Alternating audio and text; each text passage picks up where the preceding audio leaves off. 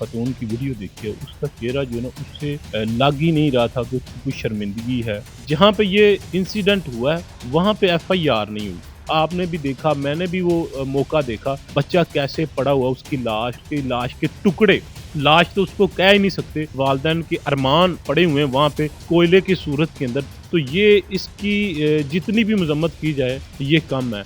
और इनको सज़ाए मौत जो है वो होनी चाहिए। सर, गुज़ारिश ये है कि जब आपकी इंटेंशन सेम होती है ना, तो सज़ा भी सेम होती है। 302 जो है सज़ाए मौत है उसकी। अस्सलाम वालेकुम नाज़रीन, मैं हूं एडी मलक और मेरे साथ सीनियर एडवोकेट तैयब उस्मान रंधावा साहब मौजूद है। नाज़रीन, मैंने आपको हर खबर से आगाह किया कि तंबोली में जो इंतहाई अफसोसनाक वाक़या पेश आया था कि चच्ची ने अपने आशना के साथ मिलकर किस तरह अपने सगे भतीजे का पहले कत्ल करवाया, फिर उसकी लाश को आग लगा दी गई।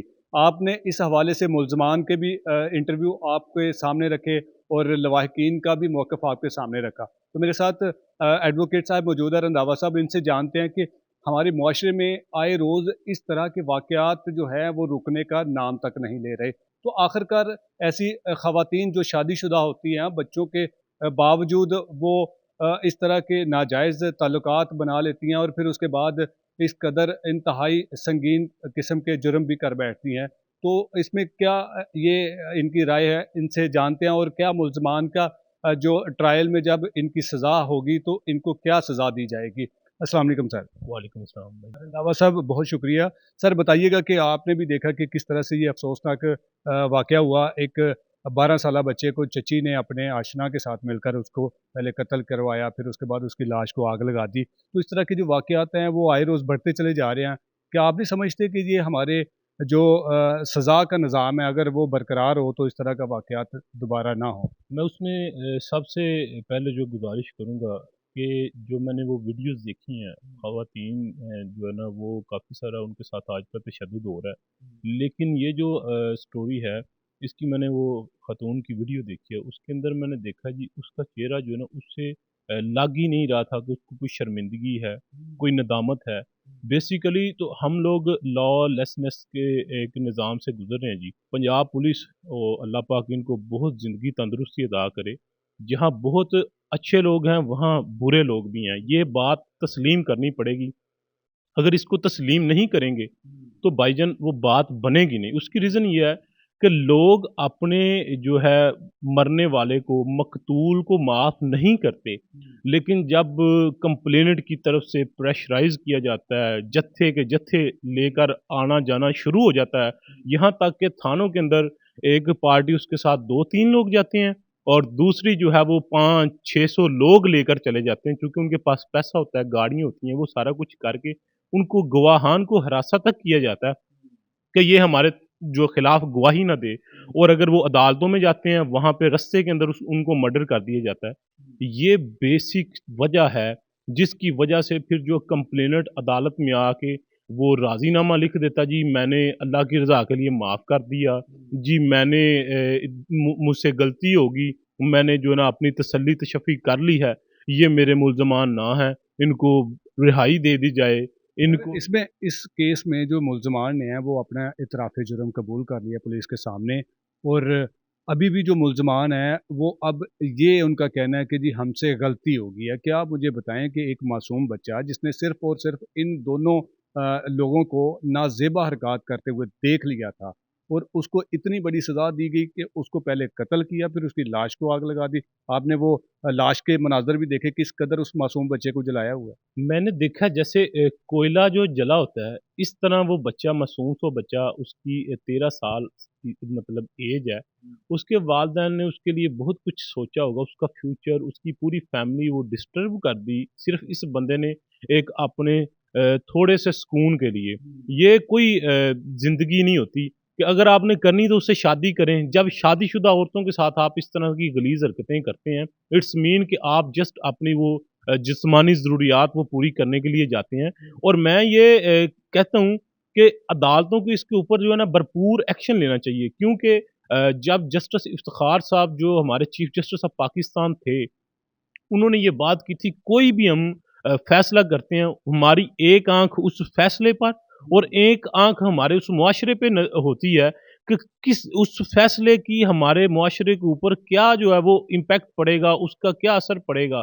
तो या जब जुडिशरी के पास 311 पीपीसी के अंदर जो है ये पावर है, आप देखिए कोई भी केस जैसे मैं हूँ या आप हैं, हमारे नाम के बाद जो है ना आएगा बनाम सरकार।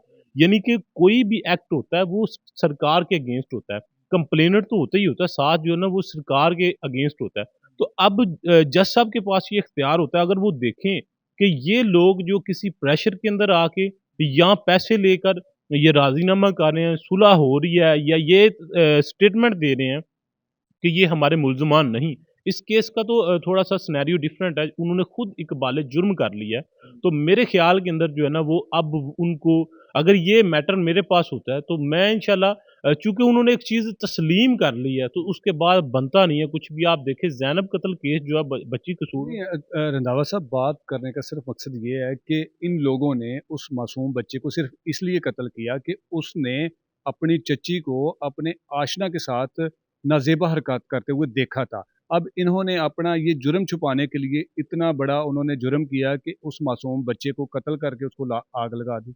बात तो वही मैं अर्ज़ कर रहा हूँ ना कि ये लोग इन्होंने एक अपने थोड़े से सुकून के लिए ये किया। अब इसके कॉन्सिक्वेंसेस ये देखें ना कि जब स्टोरी के अंदर जो है आप इसको देखें कोलैबोरेशन ऑफ एविडेंस होगी, एक-दूसरे के साथ कड़ी से कड़ी मिलेगी। अब तो यहाँ पे आगे एक बहुत बड़ा ब्लंडर ये है कि जो है ना जहाँ पे ये इंसिडेंट हुआ है, वहाँ पे एफआईआर नहीं हुई, ठीक है? जहाँ पे एफआईआर हुई है, वहाँ पे इंसिडेंट नहीं हुआ।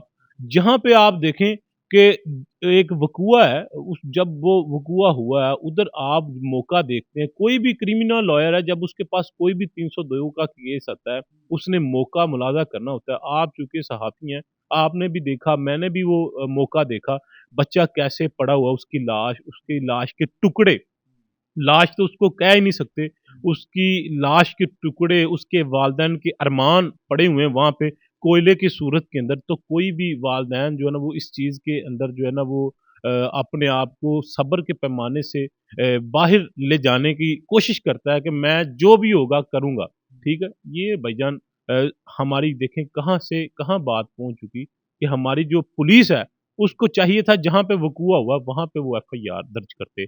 वहाँ पे इन्वेस्टिगेशन होती, वहाँ से वो मौका देखते। अब उन्होंने मौका देखना है, उसके बाद उन्होंने इन्वेस्टिगेशन करनी है, वो बंदे चूँकि उन्होंने खुद ये तस्लीम कर लिया है, तो अब ये होगा कि उन बंदों को ट्रायल के अंदर जो है ना अदालत जो है वो गुनहगार डिक्लेयर करके अदालत एक तो पुलिस गुनहगार करती है, एक कसूरवार जो है वो पुलिस वाले लिखते हैं जी पाया गया है। एक वो है जो अदालत के ट्रायल के बाद जो है ना वो सामने चीज़ आती है कि वाक़ई इस बंदे ने मर्डर किया है। तो इसकी कोई गुंजाइश नहीं है, ना इसकी कोई हमारा मुआशरा इजाज़त देता है कि कोई अपने आशिना जो है उसके साथ ज़िंदगी गुज़ारे, इस तरह से हरकतें करे और ऊपर से जो है ना वो साथ जो छोटे-छोटे बच्चों का मासूम बच्चों का जो मर्डर किया जाए, तो ये इसकी जितनी भी मज़म्मत की जाए, ये कम है और इनको सज़ाए मौत जो है वो होनी चाहिए क्योंकि ये खुद इन्होंने माना है कोई एविडेंस की बिहाफ़ पे नहीं कि हमने देखा, उसने देखा जी फलाँ रोशनी में देखा, फलाँ जगह खड़ा था। जब उसने खुद तस्लीम कर लिया ये बात कि जी मुझसे ये गलती हुई है, मुझे माफ़ी के भाई तलबगार है ही नहीं आप। He who seeks equity he must comes with clean hand. जिस बंदे का दामन पाक नहीं, साफ नहीं, दागदार दामन के साथ तो किसी को भी ये जो ना वो चीज़ नहीं मिलेगी। अगर आपने कोई आपसे जाने-अनजाने में जैसे गाड़ी चला रहे होते हैं, कोई बाज़ औक़ात हो जाता है इंसिडेंट, वो मानी जा सकती है। उसके अच्छा, अंदर दूसरा रंधावा साहब, मुझे ये बताइए कि जो कि ख़ातून जो कि मुलज़िमा आयशा है, वो ऑलरेडी शादीशुदा है, 2 उसके बच्चे हैं, 4 साल पहले उसकी शादी हुई थी।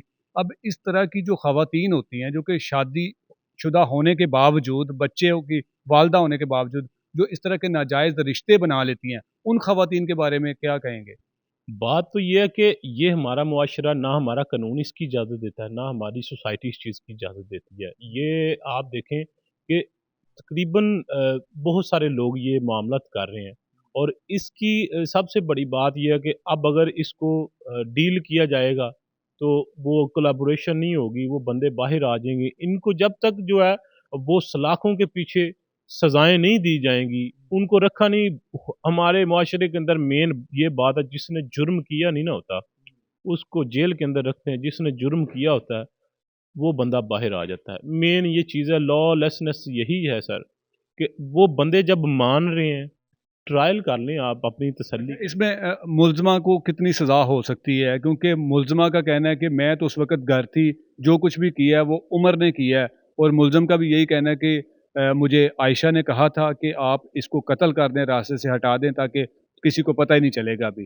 तो इसमें मुलज़िमा का जो किरदार है उसके मुताबिक उसको कितनी सज़ा हो सकती है? और मुलज़िम चूँकि उसने तो इतराफ़ जुर्म किया कि मैंने बच्चे को ना सिर्फ़ कत्ल किया बल्कि उसकी लाश को भी आग लगाई है। तो ये ज़रा वाज़िया कर दें कि इन दोनों को सज़ा कितनी-कितनी हो सकती है? सर गुज़ारिश ये है कि जब आपकी इंटेंशन सेम होती है ना, हुँ, तो सज़ा भी सेम होती है। हुँ, 302 जो है सज़ाए मौत है उसकी, ठीक है? और ये आपने अपनी एविडेंस के साथ साबित करना होता है कि हुँ, कितनी हीनियस नेचर का जो है ना वो ऑफेंस हुआ है। तो जजेस ने फिर उनके हिसाब से जो है ना वो सज़ा जो है ना वो देनी होती है। इसकी 14 साल भी हो सकती है, इसको सज़ाए मौत तक भी लेके जाया जा सकता है।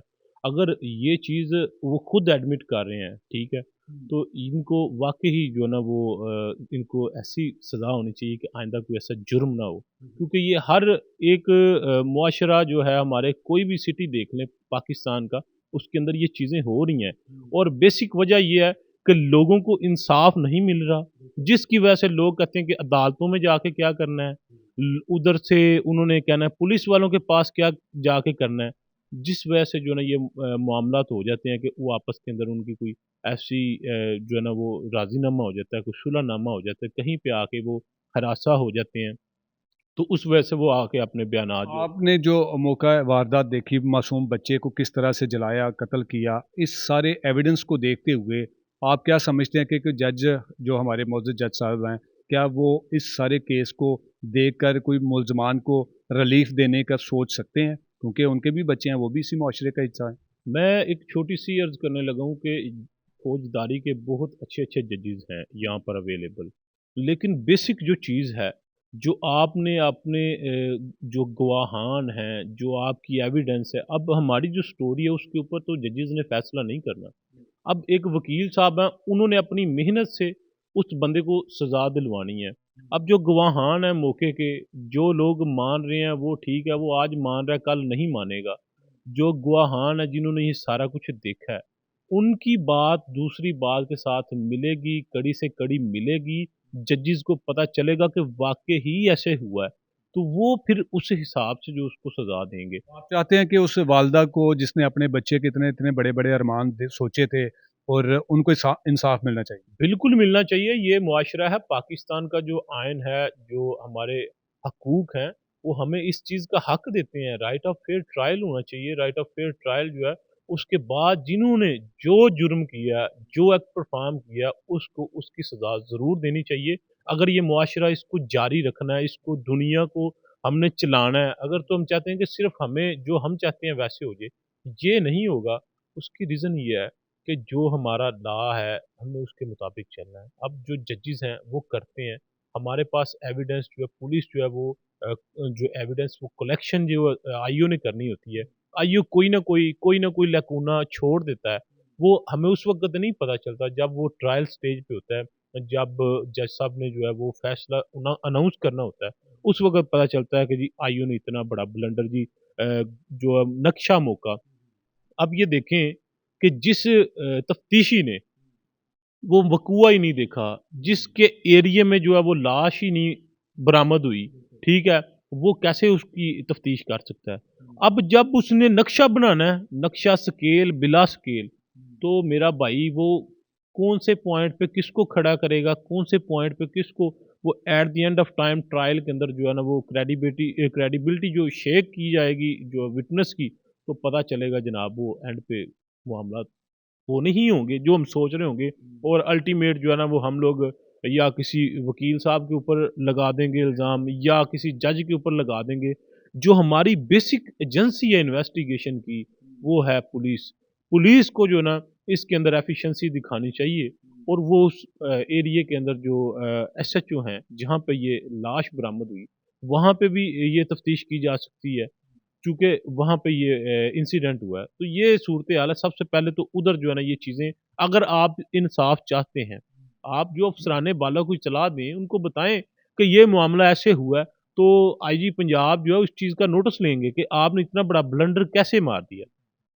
जी, बिल्कुल नाज़रीन, आपने रंधावा साहब की सारी गुफ्तगू सुनी और इन्होंने बड़ा अच्छा और अहम पॉइंट जो है वो रेज़ किया, और हो सकता है कि इस पॉइंट को बनाने के लिए हमारी जो पुलिस थी वो शायद मिली हुई थी मुल्ज़मान को बचाने के लिए, क्योंकि उन्हें शायद अब बहुत ज़्यादा अप्रोच कर दिया गया होगा कि जो मकतूल सुलेमान की लाश है वो थाना मरीद के सदर की हदूद से मिलती है, जबकि उसके अगवा का मुकदमा जो है वो थाना वांडो में दर्ज होता है, और उसके बाद वांडो पुलिस अपने केस को जो है ना वो 302 के केस को आज़ाद कर देती है, उसकी दफ़ात को आज़ाद कर देती है। तो अब ये ट्रायल में चलकर पता चलेगा, लेकिन जो इन्होंने जुर्म किया है, उस जुर्म की सिर्फ़ एक ही सज़ा है, और वो सज़ा सिर्फ़ और सिर्फ़ 302 है। हम दुआ गो हैं कि जब ये ट्रायल पर चलेगा केस, तो यकीनन हमारे बहुत अच्छे जज साहिबान भी हैं, जो कि मेरिट पर फ़ैसला करते हैं, और वो चाहेंगे कि ऐसे मामलात और ऐसे वाक़यात को रोकने के लिए जब तक कोई बड़ी सज़ाएँ नहीं दी जाएँगी, तब तक शायद ये इस तरह के वाक़यात